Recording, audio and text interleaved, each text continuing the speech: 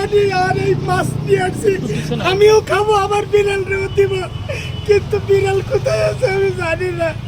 ভাই আমাকে নিয়ে ফানি ভিডিও বানাবেন না, আমি তো একটা মানুষ, আমারও তো একটা টান আছে, আমারও তো একটা কষ্ট আছে ভাই। আমি এখন বিড়ালরে খুঁজতেছি, আপনারা একটু বিড়ালটা আগে দেন, আমি ওর একটু মনের মতো খাওয়াই দেই, ও খায় কদিন কদিন। মানুষ খালি ক্যামেরা ধরে, একটা ক্যামেরা ধরে বিড়ালের ক্যামেরা ধরে ভিউ কামাইছে, কিন্তু কিন্তু বিড়াল খাইছে কিনা কেউ কি তার পেটের দিকে তাকাইছে? কোনো ক্যামেরাওয়ালা ভাই বলেন, কোনো নেতা বলেন, কোনো অমুক বলেন, কোনো তমুক বলেন, খালি বিড়ালে ধরে সেলফি তুললাম, ফেসবুকে দিলাম, কিন্তু এই বিড়ালের পেটে কি আছে এই খবর কি কেউ নিয়েছে? শুধু এই বিড়াল যায়, যে কোনো মানুষ, যে কোনো জীবের প্রেমের জন্য আজকে আমি খান এম এ সিদ্দিক আসছি। আমাকে দেখে যেমন হিরো আলমকে দেখে হিরো আলম পারে, আমি কেন পারবো না? তো ভাইরাল সিদ্দিক যদি একটা বিড়ালের জন্য খাবার নিয়ে আসতে রে, আমি কোটি কোটি টাকার মালিক, কেন আমি বিড়ালের জন্য আমি খাবার আনবো না?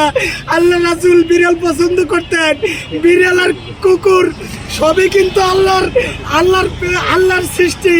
এই পৃথিবীটার সৌন্দর্য, আল্লাহ এক একটা সৃষ্টি জগৎ বানাইছে, গাছ ফুল তরুলতা জীব জন্তু সবই আল্লাহ মানুষের কল্যাণের জন্য। কিন্তু এই জীবের যদি প্রেম আমরা না করি তাহলে কিছুই হবে না।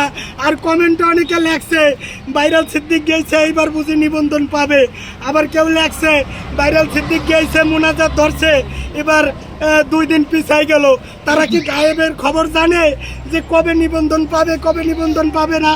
এই জন্য ভাই এই ধরনের কমেন্ট থেকে দূরে থাকবেন, আপনারা সুন্দর সুন্দর কমেন্ট করবেন। আর আমি এই রাষ্ট্রের অথর্ব স্বরাষ্ট্র উপদেষ্টার কোনো বিচার দিতে চাই না। যারা বাজে বাজে কমেন্ট করে এই 13 তারিখের আগে এই কমেন্ট বাজদের ধরে আগে জেলে ভরেন, তাহলে 13 তারিখে যারা নামার দুঃসাহস দেখায় তাদের কোনো দুঃসাহস আসিবে না। ধন্যবাদ ভাই, আমি এখন বিড়ালটারে খুঁজবো, আপনারা এখন এই যা নিছেন এইটুকু যথেষ্ট। আমি বিড়ালটারে খাওয়াবো, আমি নিজেও খাবো ভাই। আর কোনো প্রশ্ন? মোনাজাত কি ভাই খাওয়া ধরবেন? মোনাজাত এখন একটা করি, আবার খাওয়া। আচ্ছা মোনাজাত